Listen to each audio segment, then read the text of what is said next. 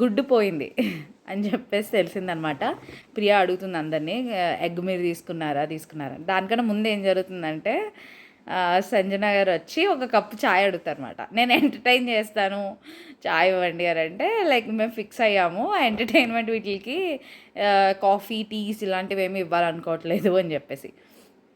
అయితే ఆవిడే ఎగ్ తీసుకుని వెళ్ళిపోతుందట. వెళ్ళిపోయి నాకు నవ్వొచ్చిన విషయం ఏంటంటే లాస్ట్లో ఇంత జరుగుతుంది, అందరూ కొట్టుకుంటారు. భరణి గారు అండ్ నెక్స్ట్ హరీష్ మధ్య ఒక పెద్ద ఇదవుతుంది. అనుజ గారు ఏంటంటే లైక్ చెప్పి ఉండాల్సిందేమో, ఆవిడ చెప్పకపోవడం వల్ల వాళ్ళిద్దరు తప్పు అయింది. భరణి గారు అండ్ తనుజ గారు ఇద్దరు తప్పు అయింది. అదేం పెద్ద తప్పు కాదు. అసలైన కల్ప్రిట్ అయిన సంజన గారిని వదిలేసి వాళ్ళు కొట్టుకున్నారు. ఆవిడేమో కూర్చొని ఎంజాయ్ చేస్తుంది. పోనీ ఆవిడ ఉండాలబ్బా అనిపించింది నాకైతే.